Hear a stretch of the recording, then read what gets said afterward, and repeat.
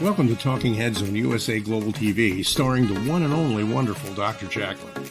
It's a prestigious place where world-class influencers and experts meet, and where you'll find the most trusted advisors and coaches for all things in life and business. Visit usaglobaltv.com to sign up for our newsletter, get the value you need, and be first in line to learn about events and giveaways and other valuable content. Connect with us. Email Dr. Jacalyn at usaglobaltv.com to talk about how you can become part of USA Global TV. That's USA Global TV, where the doctor is always in. Hello, everyone, and welcome to USA Global TV. And hello to our friends listening on Business Talk Radio. We sure are glad to have you here today. I'm Dr. Jacalyn Kerbeck, and our show is the Mallorca Connection. I am especially thrilled for this show, and our topic our guest is going to discuss is just so near and dear. Before we bring him out, let's bring out my co-host and friend, business strategist. This man is a rock star. His name is Rolad Friedl. Welcome, Rolad. Hello, Dr. Jacalyn. Good morning, good afternoon, good evening, wherever you are listening to us. Hello. Hello. So nice to see you. And we've had a change since last week. We've got a new background, and I would love for you to just share with our audience who you are and why this background is important to you and your work. Yeah, thank you. Yeah, I'm Rolad, and I'm working since almost 3 decades, more than 2.5 decades, with international organizations and their leaders to support them, not only as a trainer, as a coach, as a consultant, but as a sparring partner. That's why I have this boxing gloves in the back, sparring from boxing as a sparring partner. So we really challenge them, their ideas, the strategy to make them fit for the market, for the competition. But I also use these logos because I'm running a men's group where men can share in a safe environment online all their emotions, the negative and positive feelings. So we call them sparring for men. So we spare men then to become better men, better husbands, better fathers, better colleagues, whatever. So we strengthen their masculinity. That's why we have this new background picture also here for the show. It's sparring. And we're going to spare you tonight to give you some amazing health tips if you want to change and feel better. That's brilliant. Thank you so much, Rolad. And, we've talked before about the fact that we're entering this year. We're leaving behind a lot of things, and we're hoping to incorporate some new things into our lives, especially when it comes to our health, our physical and mental health. So we've got somebody who's returning back to the channel. I'm so excited. Would you please introduce Johan for our audience so we can get right into this topic? Yes, for me, Johan is actually an amazing person. I met him, I guess, a year ago on a battle court. Battle is a kind of tennis, a Spanish version of tennis, a little bit a slower court, a little bit faster, for me a little bit more fun. So I met him there, and we became friends. And he became my I say, really trusted personal coach and fitness trainer, because he has an amazing wisdom. He knows exactly what, for example, what I need as a man with my background, with my issues, with my age. So he's really adapting everything for my needs, and he's not only a very good fitness trainer, he's a nutritionist. He has magic hands as a therapist. So he's just an amazing, but he also has an amazing wisdom in general about health. And he will bring us some amazing tips that help him to get rid of his health issues. So I'm very happy to have him here, because I strongly believe this is a topic that matters to many, many people who have really issues and pain in their bellies and stomach. So I'm very looking forward to this. He's joining us today and sharing with us his wisdom and his knowledge. Let's welcome Johan to the program. Hello. Hello, and thank you so Johan. much for having me back. I'm very excited, and it's amazing. And I love the background, Rolad. It's really cool. And it makes sense, definitely. Absolutely. But you know what? Sometimes we have to challenge people to get them out of their comfort zone, get them out of their daily trends. So be really aware and listen. And sometimes we have to, I say, we have just as a symbol. Sometimes we have to punch people in between the eyes and wake them up and say, "Hey, look at this! Listen," because we are so distracted by many things, and that's why the boxing gloves for the show too. Yes, I'm sorry. I had a little bit of fallout on the internet here, Wi-Fi. So, can you hear me? Johan, yes, we can hear you fine. Where are you joining us from today? I'm sitting in my office in Mallorca. I'm sitting in a small fishing village house just next to the beach, and yeah, that's my little secret hideout. Sounds magnificent. Well, before we dive into the topic today, I'm going to spotlight you, and I'd love for you to share a little bit about your background, also about the performance retreat, and why is this topic today so relevant and important to you? Yes, I'm the founder of the Performance Retreat Mallorca. I've been coaching for more than 30 years in helping people believe in themselves within martial arts. And I've been a performance coach for 13 years. And as a former athlete, I try to find the perfect coach for me that will look at my full potential, not only physically, but definitely mentally as well. But I never did. So I decided 13 years ago to design a new concept, extremely powerful performance program that are helping people become absolutely the best version of themselves. So we do high exclusive retreats around the world and workshops and one-to-ones. That's what we're doing now.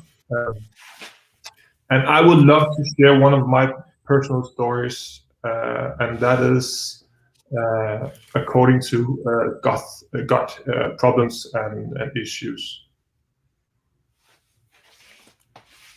And I have to say that gut issues, irritable bowel disease, ulcerative colitis, Crohn's disease, all these things have been a huge part of my world since 1991 when I was diagnosed with ulcerative colitis. And there's no cure, no known cure, but obviously there are ways to get into remission and to never be sick again, apparently. So Johan, you're going to talk a little bit about that today, correct? Yeah, well, never get sick again. I think is a powerful word. Of course, we don't know, but we can do as much as we can. Yeah, we can do as much as we can to help ourselves. And I was always very strong, but back in 2006, I got really sick. I had a throat infection. And I went to the hospital and said I couldn't speak just within hours. And he looked at me and laughed. Yeah, you have this bug, so you just need to have some antibiotics and you'll be fine. And I went home, and since then, I woke up next morning. I was vomiting. I was sick. I couldn't walk. I was so dizzy, and my stomach completely collapsed. And I couldn't go to the toilet. I was sitting for years between 2 and 4 hours on the toilet. And this happened to me like a lightning from a clear sky. I have there was no warnings, no nothing. So I was struggling so much. And I would love to share my personal story with all of you. And because I hope that maybe you can pick some of it up and try to use some of my experience in how I help myself out of this very difficult situation. Johan, before we start about your story, do you have any idea why so many people are suffering of gut problems and belly problems? Yeah, when we're talking about gut problems, it's a very difficult thing because I don't think that two people have the same reasons. It's not like you have one magic cure that will fix all of it. Some has it because the mental part is pushing them a lot. Others, infection, as I had, that completely ruins your gut bio completely. Others, the food issue. And most of it probably it's a combination of all of it. That's why it's so difficult to find exact reason what is and what should you do to heal yourself. But food is definitely a one of the reasons, like non-clean food, alcohol, sugar, mental stress. Yeah, I think the world, we're pushing ourselves really hard, and maybe not looking too much into decent food. Doesn't have to be perfect diets, but food that are good for the body, for mind. Johan, I have a question, because you mentioned non-clean food, and I have a funny story, because I know about clean food at work. And I recommended it once to a friend, and they said, "Hey, Roland, what do you think of it? I'm not eating for the floor." So maybe you can explain to our audience what you understand by clean food. Yeah. Yes, I like that one. That was cool. I never heard that, but that makes sense. For me, clean food is not a strict diet. It has to make sense that clean is food without additives, or as little as possible. So it's not like a strict diet, just as clean as possible. Processed food, like if you put a lot of additives and poison into the food, then of course your bacteria in the gut system will react and die, and then it's difficult for you to digest the food you're eating and get the nutrition out of it. So I'm talking about try to find as clean food as possible with as little additives as possible. Thank you. Johan, I have a question for you. So I also have eczema and psoriasis, and Yes. the eczema has just come back. I'm sorry? Me too. You too? Well, And here's my psoriasis. question for you. So it's frustrating, because you look at what you're eating, and I was eating almost the same food every day when I lived in New Jersey, and now that I'm in Florida, different foods. And it literally can drive a person insane trying to figure out which of the foods that you're eating. And what I'm finding is it's also some clean food. For example, like I think I'm allergic to eggs, and I Yes. think I'm allergic to blueberries, but I don't really know. I just Yeah, it is very difficult. And well, this is a different question here, because then you're asking me if it's healthy or unhealthy food. And healthy food for you can be unhealthy for me, because it could be energetically or like intolerance that I can't tolerate. So that's true. So you have one system called the food map, but that is very difficult, and have to be honest. But food mapping is that you're trying to cut as much away as possible. You eat food with less sugar and additives, of course, and with fibers. And from there on, you take one thing out, and then you add one new thing in for 1, 2, 3 weeks to see how it goes. And then you add a new thing in, and so that is a difficult thing. So food-wise, I think it's more. It is a tricky question, but for the food-wise, one thing is when you're talking about psoriasis, because psoriasis, you probably do the same as I've done for my whole life. I try to fight it all the time, like go away, go away, go away. I do this, I do that, and of course, food for me personally does a lot for my psoriasis. So if I start eating not really good food once in a while, I can see that it's getting worse. But one thing we need to understand is psoriasis is a part of us. It's your system fighting against yourself. And if you're trying to fight the psoriasis mentally and emotionally, who's going to lose? There's only one. That's you, because you're fighting against yourself. So you can't fight it in that way. So you need to let go and say, okay, I know this is a part of me, but of course I would love to find a solution to heal it. But that's the difference. So if you're fighting mentally, fighting, yes, you are fighting against yourself. I just want to make a follow-up comment to that. That's so true, because and again, it's since I moved, and I thought it was related to swimming, maybe because I was in chlorine, I started getting the eczema here. So anyway, I did something I really didn't want to do. I had to go on prednisone for 5 days. I couldn't take it anymore because it was like on top of, but I say to myself, no, it's okay. I don't really have this. It's going to go away, right? I say it all the time, and finally, it's like, no, it's not going away. So, any tips that you can offer so you don't have flares like you used to? What kind of tips can you offer about what we can do? The way I live, what I've experienced that is really good for me is, first of all, I do my water program, like drinking clean water. So I start in the morning with drinking 1 liter of water. I think that is in ounces, 36. I don't know. I'm not 100% how much that is. But 3 big glasses of water, like so. 33. Yep. Yeah, 33. Okay. But for me, that's on as soon as I wake up, before eating anything, before doing anything, that's really something that helps me out. Because so now we're talking about psoriasis, but if we're talking about IBD or IBS or some of the other bad Crohn symptoms and diseases. For me, it's important to start the whole system and find a rhythm. And the water for me helped me a lot, like going to the toilet. Within 5 minutes, I have to go to the toilet. And you can imagine when you don't get to go to the toilet in like normal rhythms, and maybe something stays there too long, all the toxins will come out in your intestines, and you get sick, and you get psoriasis and more inflammations and all that. So the water was really good for me. So 3 glasses of water. You don't have to do 3 glasses if it's too much. You need to ask yourself how much you can do and listen to yourself. That's very important.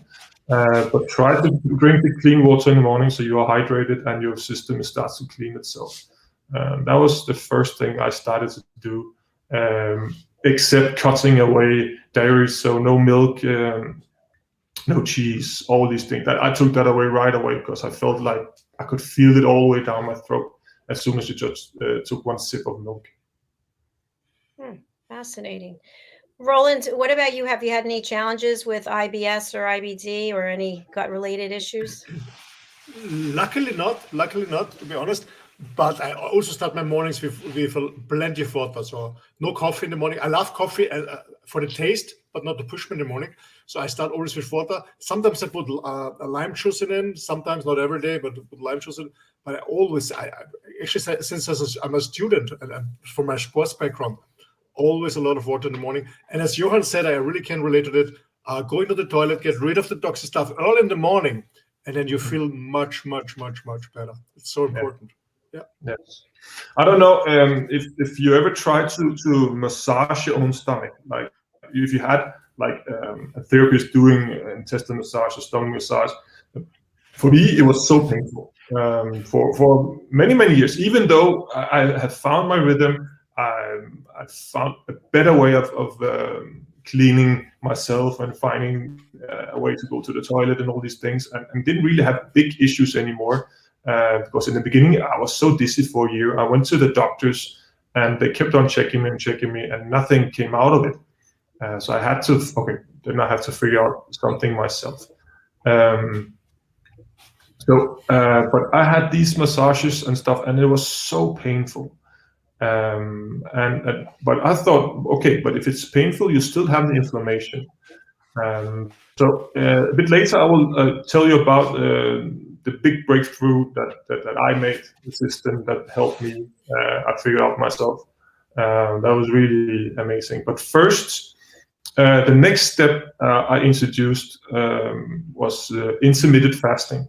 So intermittent fasting for me was very good. That is, I eat in 8-hour slot, and 16 hours I do not eat any food.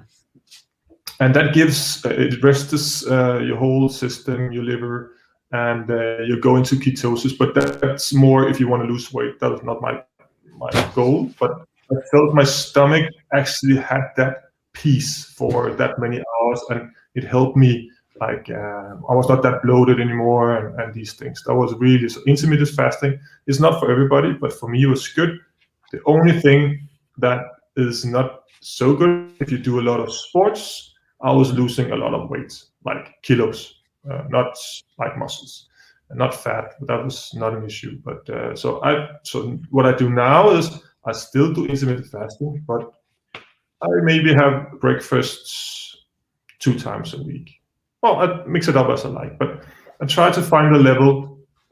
Maybe I don't have a slot of 8 hours. Maybe I do a slot of 10 hours instead where I can eat. So it's a bit longer. But I always adjust it and find the way that it feels good for me in this situation. That's really helpful. A question I have, I've been taking medicine 4 pills a day since 1991 for ulcerative colitis. And when I went into remission a few years ago, I stopped taking it. Of course, I got very sick again. So what are your thoughts about that? Like, I feel great now when it comes to that, but I'm still taking the medicine. It's so difficult to say, because if you feel bad not eating them, I think you need to find the best way. So if the best way for you is to eat the medicine, even though I would love to help you out not eating the medicine, but if that is what you need to do to have a decent life, then that is what you need to do. I'm not against medicine, it's not like that. But if we can eat us healthy with food, breathing, water, all these things, then of course that is what you should do. But in your case, it's difficult to say. But of course, I would love to give you the system at the end of the show, and you can try and see if it helps you. And maybe you can step down, like take, I don't know if you 4 times a day, maybe you can try to do 3 and slow. But you always need to talk to the doctors, because I'm not a doctor, so I cannot. This is just my advice, but I cannot advise you on that, because I'm not allowed to. Understandable. Thank you. And when you're fasting and you're drinking, is it just water? I mean, one of our co-hosts is he specializes in longevity, and he said unsweetened iced tea. Is that something you ever do? Well, I personally don't do any artificial sweeteners. I know you have a 1 or 2 things you can use as artificial sweeteners, because that are okay. But for me, it's like a no-go. I try. As soon as I taste it, I feel my whole system reacts like, this is not good, this is not good. So sweeteners or everything light, no. For me, no. I'm not into it personally. And no caffeine for you either?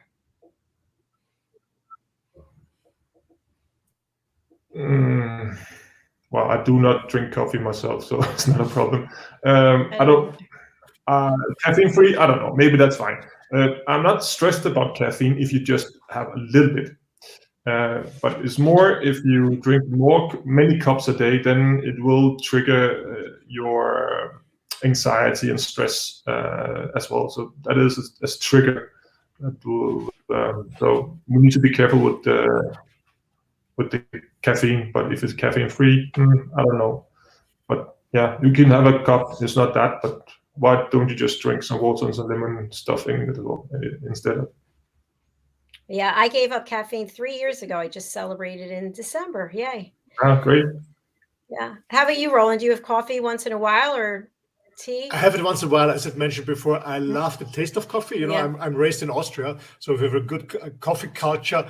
After the Turkish invaders left us, they left a lot of coffee there. So we have this coffee culture. I love coffee just to enjoy it, a small one.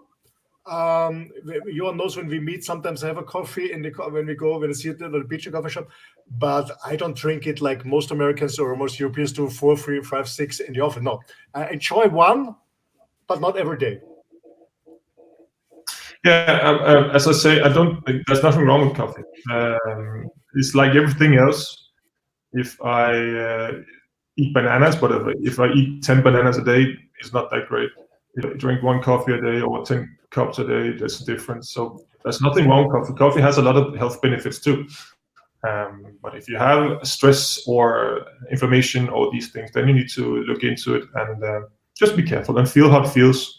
If you feel any difference before and after a cup of coffee or 2.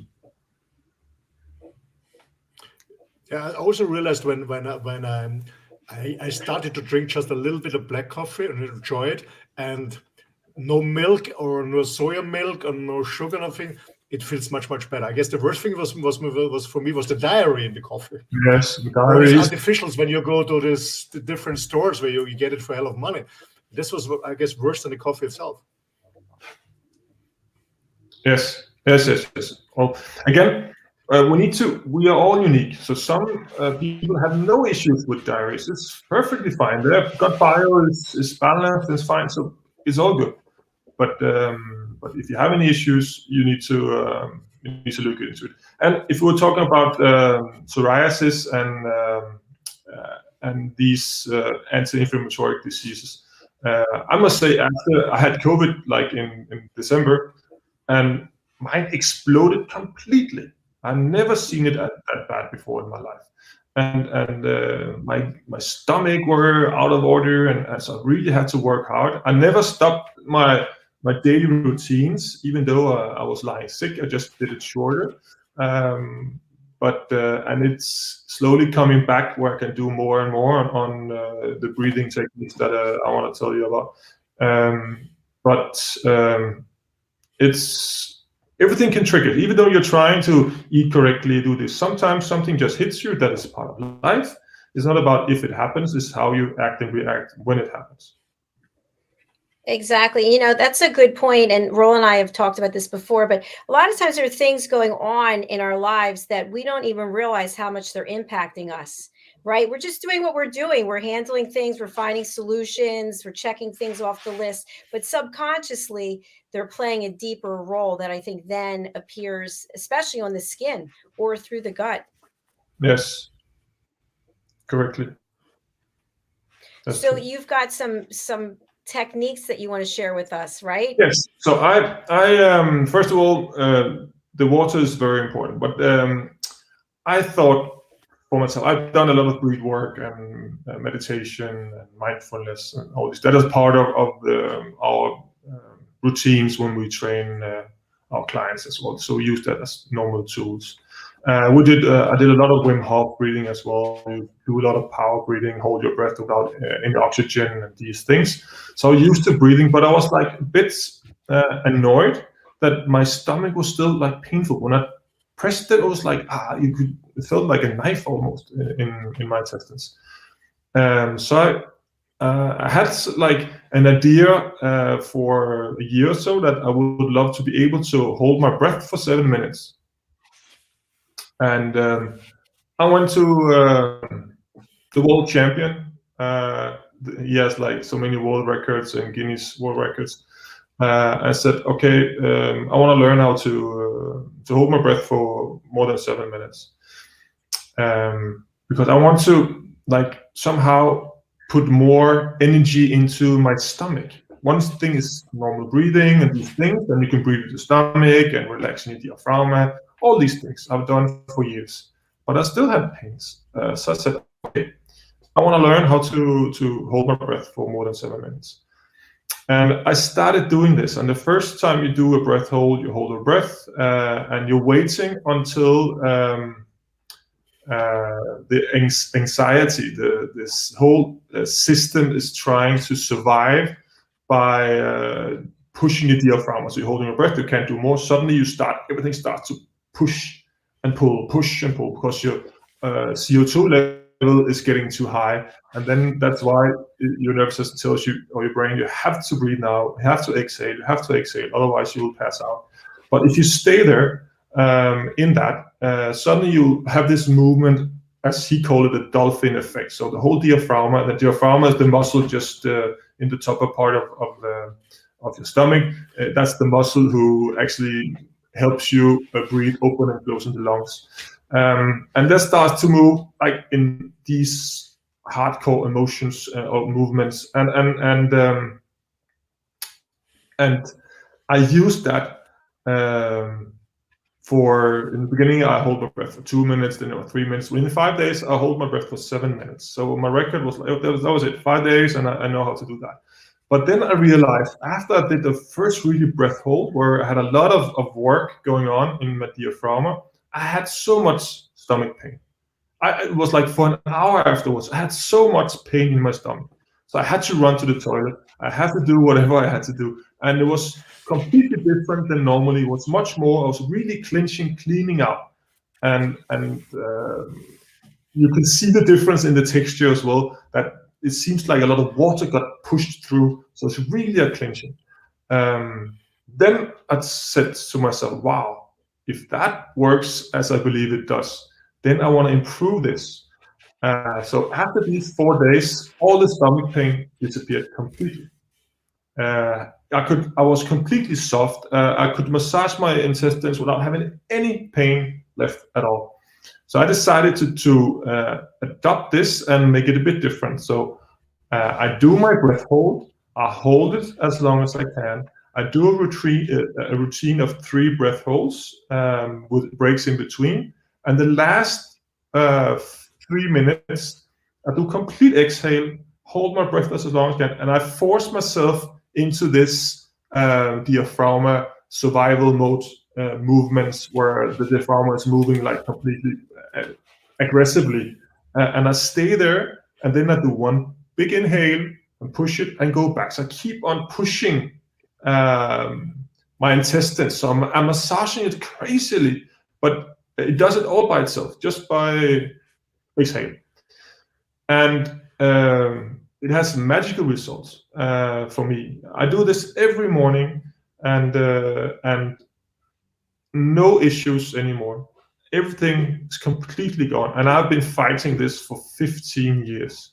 15 years. And I know I improved slowly and all these things and done many things. But the last thing where I can really feel my intestine in my stomach, I can push and pull, and it's soft, and I don't have any pains in the intestines and no gas or whatever in it.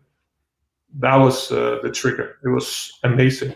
So that's my morning routine. It's routine. It takes like 30, 40 minutes every morning. Wow, I've never heard anything like that. That's amazing. So this 7 minutes, I'm trying to understand what you said. Do you break that out, or is that No, the 7 minutes was just a goal. I had a goal. I want to learn how to hold my breath for 7 minutes. So I was like, yes, I did that. I can hold my breath without breathing for 7 minutes. But in that process, because I had to push myself a lot to hold, because after 3 minutes, everything says, breathe, breathe, breathe. And you have to say, no, I'm not breathing, I'm not breathing. And then the diaphragm and muscles, everything is fighting because it says, you're fucking dying. Breathe now, breathe now. And in this process, I felt my stomach hurt so much. And then I thought, because I know so much about the whole system and how everything is built up, I said, okay, can I improve this to trigger this motion even more by doing another exercise? So it's not about the time. So you hold your breath, but you need to practice. You keep on holding it until you get the gas reflex. So everything starts to pump. You feel the stomach going in and out, in and out, in and out, in and out. Because that is the movement you want. That's like a massage, deep tissue massage. And then when I have done my 3 routines to hold my breath longer, longer, longer, then I do the 4th one where I just go full exhale. No oxygen, and I hold my breath with no oxygen. And I stay as long as I can while my whole stomach is moving in and out, in and out, in and out. And then I inhale for 5, 10 seconds, and I exhale, do it again. So I keep on pushing myself into this state of survival. But I try to keep my mind completely relaxed. Completely relaxed. That's very important. Rolad, are you going to try this process? Yeah, actually, sorry. I think my idea is to make a video about like training video, how to do this correctly. Because explaining it is a bit difficult, because it is difficult. But in a training video, as I have many other training videos for power breathing, slow breathing, etc., I could do a training video with this as well. So yeah, people can learn from my experience in how to do this. Yeah, that sounds like a great idea. And while you're holding your breath, what are you doing? Are you doing anything else? You're just basically looking at the timer or your watch? I close my eyes. For me, it's important to keep because if you're pushing too much, you create stress, and it is part of creating stress. But I don't want to create too much stress. So I'm sitting, closing my eyes. I put on some soft healing music, and then I just start the timer, and then I just relax. Try to relax as much as possible, because that is the key to do this, is relaxing as well. Stay there. Don't be afraid, but stay in it, because it is a bit tricky in the beginning. But relax, smile within, and just stay in it, because you're getting used to being in that state of no oxygen, of fear, of survival. But you're training your nervous system to know that it's not dangerous. You can stay there. It's not dangerous. But in the beginning, you really think, I'm dying. I can't do more. I'm dying now. I'm fainting. I cannot do more. But you can easily do that. As soon as you go from the normal breath hold to the state where the diaphragm starts to tell you to exhale and inhale, something new happens. So. Absolutely. Yeah, to answer your question, Dr. Jacalyn, yes, in our last session we had together, Johan and myself, before I went through my COVID journey or experience, whatever you want to call it. Yeah, we started to train this, and it's really amazing, because I know brief work from my yoga practice, but this is absolutely something different. It goes much deeper, and I continue my brief actually every day, just to strengthen my love too, yeah, my lungs, to strengthen my lungs, but also my diaphragma, because a year ago I had a surgery on my diaphragma that was broken. So I really enjoy brief work and holding as long as possible. And as Johan mentioned, just without stress, without thinking anything, because when you have stress, your body needs more energy, and then you want to inhale earlier. So just relax and trust the process. Yeah, absolutely, it's very powerful. Yeah, and when and this is very important too. So as I said, for me it was everything about healing myself, and healing is a part of is performance. Power is a part of healing process too. But if you have too much already of that, you need to look at the opposite, the soft part. So after I did the first 7 minutes, and I said, okay, this is my goal for now. Maybe the next time I want to go for 10 minutes, but that's another thing. But the 7 minutes, I said, okay, I reached my goal. Now I want to do the same exercise, but just stay completely calm. No sweating or whatever, just completely calm, and I build it up from scratch. And that's beautiful, because the first 5 minutes before I do my first breath hold, I just do soft breathings with my eyes closed for 5 minutes to find the peace, and then I start my exercise. It's very important. That makes a lot of sense. You sort of lull your body into a nice, calm state, so that then you can do these exercises. Yes. I think looking forward to see your video. Yeah, I think that would be fantastic. Yes. Yeah, I better get started. While we have you here, I'd like to ask you about another kind of holds. It's always fascinated me, and that's the plank. And you have to. What are your thoughts about holding a plank for an extreme amount? I don't know what extreme would be, but the most I ever got up to was 11 minutes. But is there anything? Is there anything good physically or mentally about doing that, or after a certain amount of time, it doesn't make sense? No, I think if you can find a joy in it, I'm not saying that if you want to get strong and fast, it's just laughter. It's hardcore, and you're sweating, and sometimes you're crying. But if you can find the joy in all of it, so it can be really hard. Like physical stress is perfect. It's good. The problem is that we can't disconnect, and we keep on stressing ourselves. Then it's getting dangerous. So you holding the plank for 11 minutes, or if you have a goal for 15 minutes, there's nothing wrong with it. It's good. We need to push ourselves. Otherwise, we are losing our physical and mental strength as well. So it's fine to push it. But if you can find the smile within you, so you love what you're doing, it's not like, I hate to do the plank, but I'm doing it anyway. I hate to do the plank. No, try to find the happiness, because then your nervous system remembers something good instead of it remembers something bad. and then you're actually giving you something great and building up strength mentally and physically. And physically, plank is good. It's good for the core, because that is what it is. Lower back. Well, I think most of us are sitting too much on the chair or in a car, or don't do the stretching and not do much. So planks, nothing wrong with that. That's all good. Thank you for that. It's interesting because you mentioned about sitting, and now when I broadcast, I've been standing for literally months, and I used to have a chair in front of me, and I would find myself like kind of leaning on it, so I got rid of the chair. But I don't notice that many health benefits from standing for 20 hours as opposed to sitting. Are there? No, you should. No. I know that's like you're picking the worst on both sides. I think on up and down is what you need to do. So standing up, sitting down, sit down, stand up, sit down, stand up. 20-30 minutes, have a small walk, and back to the desk and keep on shooting. So you need to do both. Good advice. Thank you. Roland, any comments from you on the sitting or standing?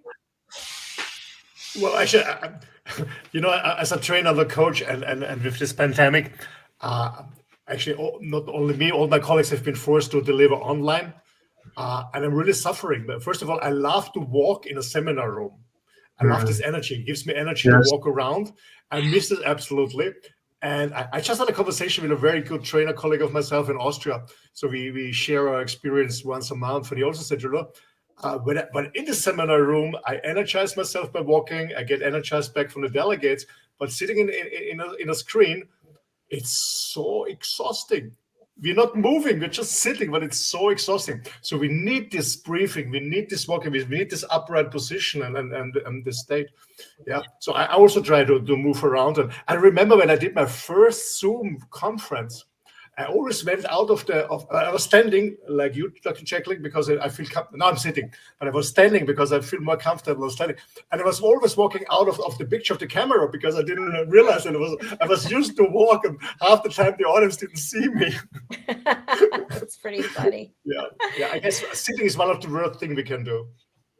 I like the standing because you can, like right now, balancing on one leg. You can do different things and that you can't really do when you're sitting, but it is hard on your feet as well.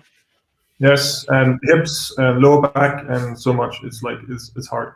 But if you think about it, when you sit down, your pulse is completely low, and not much blood is flowing around. Not much oxygen is coming to your brain and your muscles, because you're just relaxed, and that's why there's a big difference in standing, walking, doing, because then you get all this interaction and you're ready to perform. Just like if you play paddle or something else, then the pulse will go up higher and you get ready to do something. And when you do workshops, these things, you will have to be ready, because you have a lot of people looking at you and expecting something good. So you need to perform the best. And sitting down, yeah, you can, but it's not physically the right way to do it. I think you pay more attention when you're standing. I think, like, if you go to a workshop or you're sitting in a conference, when you're sitting, you can fall asleep. When you're standing there, you're not going to be falling asleep. No. Definitely. What I also want to mention is what I learned when I traveled several times to Asia, especially to Indonesia and Bali. And what I learned there is just eating and sitting or reading in a squat, not on a chair, in a squat on the ground. And it feels so much, much better. And even on the toilet, they're not sitting on the toilet. Yes. They get rid of it in a squat. And I saw some drawings. And it's much better for all the descendants to get rid of it. Yeah. What do you think about that, Johan?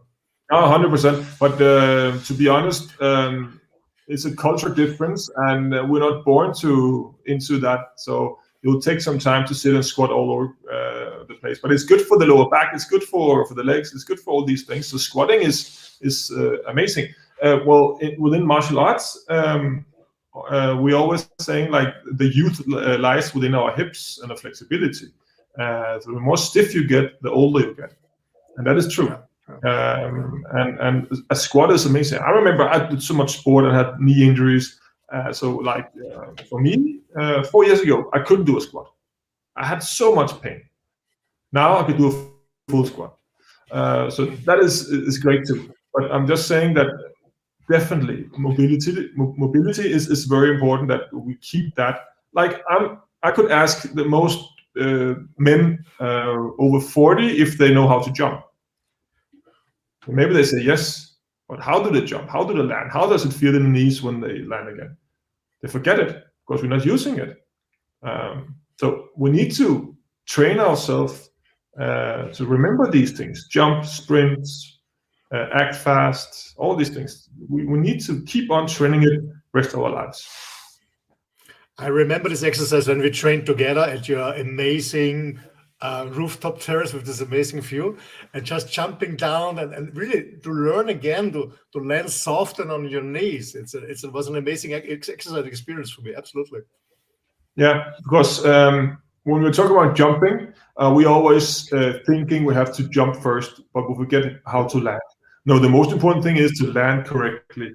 And when we know that, then we can jump and land correctly. So we do the exercise correctly. That's true. When you're talking about jumping, are you talking about box jumping, where you from the ground and then jump? No. Yeah, whatever. It's not about how you do it. It's just I remember when I was 20 or 22, I jumped extremely high because of my sports. I was flying. It was so high. And then I got 30. I still do a lot of sports, but knee injuries and back pains and all these things because I've been pushing myself too much. And back then, I didn't really take care of myself. It came after 2006 where I had the stomach issue where I thought I really need to do something here because the doctors have looked at me for a full year. And after a full year, the only thing they could find out was that my body mass index was really bad. And I said, what? I've been to the same doctor for a year and you've been doing blood tests and seen me naked 10 times and scannings. So I asked him, what do you mean? I knew what he meant, but I just want to hear the words come out of his mouth. That the reason why I have these stomach issues is because I'm too fat. Yes, you are too fat. And then I lifted up my shirt and said, maybe not, because I think my fat were on like 5% of the diet. So I always been, so I said, okay, maybe not, that's not it. So I left. But after that, I had to really do the research myself and dig in and learn and be curious and find out how to become better. Because just pushing, as I did for the first 30 years, you get strong, but you have to pay the price. Fascinating. So much to learn from you every time we have you on the show. It's just fantastic. So as we close out, Johan, I'd love to just spotlight you. Can you summarize all of these things that you shared, how we can attack IBS, IBD, just from a breathing process as well as the water, etc.? Yes. First thing first is, of course, if we can somehow train our minds to let go of hard emotions, fears, etc., it is a lot of there's a lot of benefits in that because our emotions are connected to the stomach, and that could be one of the biggest reasons why we have all these issues, stress, etc. Second of all, it's very important to drink a lot of water. If you could do clean water, it's even better. And if you want to add lemons, stuff like that, it has other health benefits for sure. So nothing wrong. It's great, but you don't have to. So I drink these 3 big glasses as the first thing I do in the morning. Well, now I do my breathing first, but that's another thing. But I still drink my water. And then if I want to eat breakfast, I do that. But in my case, I do intermittent fasting. So say I'm eating in an 8-hour slots, 10 hours, because that's better because I'm an athlete. So I I skip the breakfast, so I eat lunch and dinner, but I'm trying to eat the same amount of food just in 8 hours. So it's not a starving process at all. Don't go there if you don't need that, because that's just pure force. But I try to eat clean food, not the thing that drops on the floor. It's not about that, but it's as little additives as possible. So processed food with a lot of stuff so it has to last for a year or two, and colors and aroma, whatever it is, too much of that. That will affect your gut bio and create inflammations. and your pH level will go acidic, and it's even worse because then all these things can grow even faster. And then the last thing, of course, cut out sugar, dairies, and these things as well, or cut it to a minimum and see how it goes. And for me, my breathing in the morning is important. So I do breath holds. So first 5 minutes, I just breathe slow in, small pause, slow out, just like a wave. Imagine, go in, slow out, go in for 5 minutes, my eyes closed, and just find the peace. Then I start doing breath holds. So I do one big inhale, hold my breath not as long as I can, but for 3-4 minutes. That's me, but maybe it's just 1 minute, doesn't matter. Until you feel the gasp reflex, like the system trying to survival mode says your CO2 level is too high. Please breathe. Please exhale. But you're controlling it without panicking. Just stay soft. So your stomach starts to move, and your intestines start to massage itself, and you start to clean them, and that's a process that is beautiful. It can hurt because for me, as I said, the first 4 or 5 days were so painful. When I can do that, then I exhale for the same amount of time as I just hold my breath. So if I hold my breath for 1 minute, I breathe again, I pause for 1 minute. Then I do second round, a bit longer, and I hold my pause again, and third time, maybe the longest you can. At the end, I do full exhale, I hold my breath, because then I'm pushing the reflex to go right away. So my stomach is moving, diaphragm is moving, everything is moving. I hold that as long as I can, but still with a smile and peace in my mind. Then I inhale for 5-6 minutes, hold my breath, exhale again, and go straight back into the motions where everything is moving and moving. So I give myself a massive stomach massage just from the inside. And that is cleaning the intestines. It's like pushing water through, and you can see that on when you go to the toilet. You can see the difference in the texture and the amount. You're not in doubt. It's like, and the smell too once in a while, but that's a side effect. But you can feel that this has to get out of my system. It's just there to give me a lot of toxins. It has to get out. It has to get out. That's my morning routine and my day routine with the food and the water. Fantastic. What do you do before you retire for the evening? Do you drink a lot of water before you go to sleep? Always drink a big glass of water or two. It depends. But I drink during the day. It's very important to keep the water level, and not too much. That's another thing. Please don't drink too much, because then you're flushing, and then all the minerals and stuff is just you're peeing it out. You're flushing everything out. So you cannot drink too much. So it depends on where you live, the heat, what you do, your size.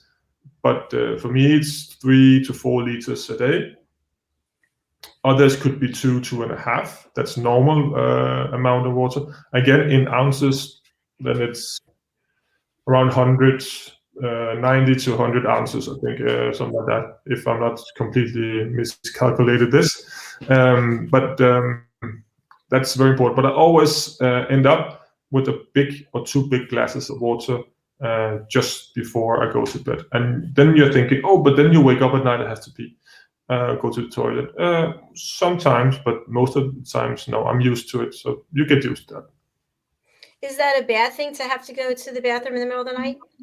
Well, is it bad or good? But you should have your 8 hours of sleep, and the more you sleep and the more peaceful it is, the more bigger recovery you have, and the stronger you get mentally and physically. So the sleep is very important.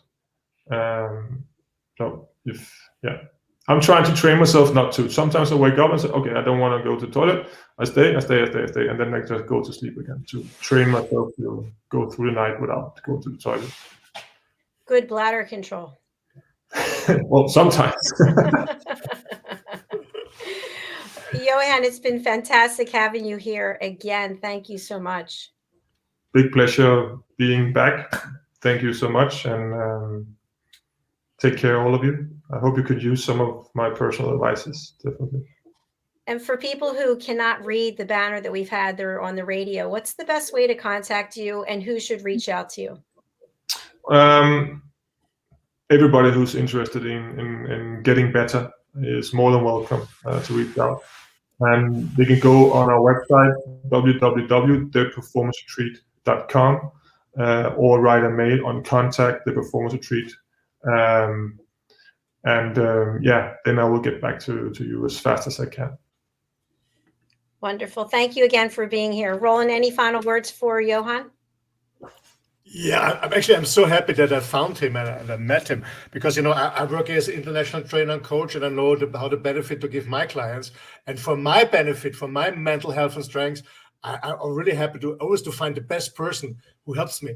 I'm not the best one who's promoting themselves, but the best one with the wisdom and is a role model. And he's absolute role model for me, and I appreciate so much what he does for me and my body. And I'm so happy that he has the time and also shares wisdom with our audience. Thank you so much, Johan. I'm really happy. It's a pleasure. It's really nice. That's why I'm doing it, because it's not a job. It's a passion. It's my life. So I love to share. Thank you so much. Well, we'll look forward to having you back again. Thank you. Thank you. Bye-bye. Bye. Bye, Johan. So what did you think about those tips about the breathing, Roland? That was really fascinating. Yeah, as I mentioned before, Johan told me about this experience with this world champion on holding the breath. And I said, hey, I want to try it too. So we started a little bit. And it's an amazing what you can do, and what health benefits are. Absolutely. Holding the breath as long as possible without stressing yourself, and be patient with yourself. And some people, it's not about doing 7 minutes in 5 days. Maybe it takes longer, but that's not the point. But really working on breath and breath work in general is so important for health. Absolutely. And you mentioned you had just started doing this type of training with him. Did you feel that fear or that chaos or that panic feeling when you were training yourself to hold your breath? No, but I have a military background, a military training. So I'm most of them. I'm mostly feel less. I have no fear about death or anything, and I trust the system. No, I don't have this. I don't have this. I would have fear, to be honest, if I had to do it underwater. I guess yes, because I have a bad trauma from being underwater. But working with him, holding breath, no, absolutely no, absolutely not. But it's for everybody's different, Everybody's different. Yeah, absolutely. Well, it's been another fantastic show. I'm going to spotlight you and just have you share how can people reach out and who do you want to contact you?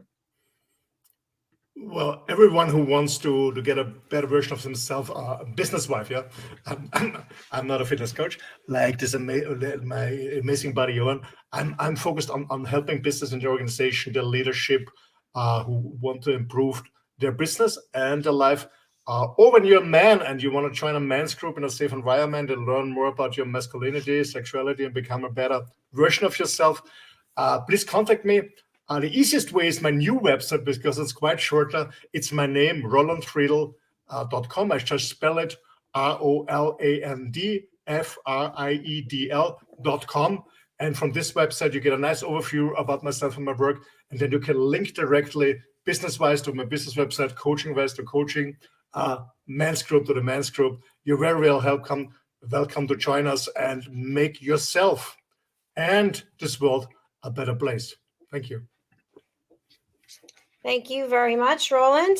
That's fantastic. All right, everybody, you can find us here every week at the same time, which is fantastic. We are here Tuesdays at 2 p.m. Eastern time, and help me out, 7 p.m.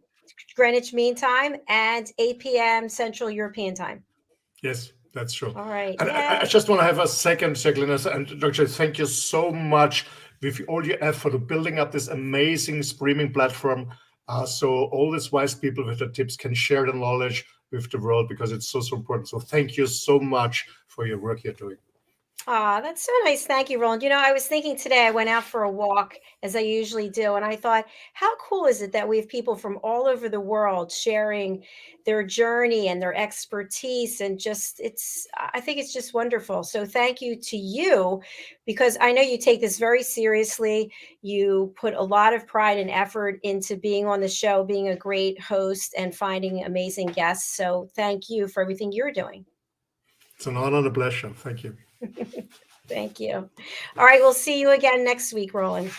Yes, we have another amazing guest next week. A total different topic. Will be fun. You will see. We're talking about sustainability. That's one of my favorite topics. I know. I love that, sustainability. Okay. All right, I'll talk to you later. Bye. Bye. Bye.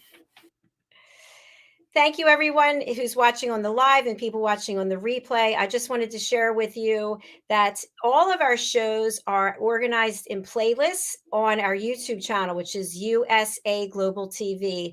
Now, while we are streaming live on 11 platforms and then a podcast on 6 others, I would suggest that you go over to YouTube because it's so easy. You can just go to USA Global TV, playlist, the Mallorca Connection, and you can find all of the shows there. Also, our website is up, usaglobaltv.com, and you can go over there to book your session. And my personal website is also up, drjacalyn.com, and you can go there to learn more about my coaching services as well as the courses I offer as the listening mentor, training people on how to be an elevated listener so you can have deeper connections, better relationships, and more authentic conversations. When you're a better listener, you have more peace in your life, believe me, and your network, your family, your friends, they will thank you for being a better listener. That's all we have for today, folks. Thank you again for being here. I look forward to seeing you for our next show tomorrow. Take care. Bye.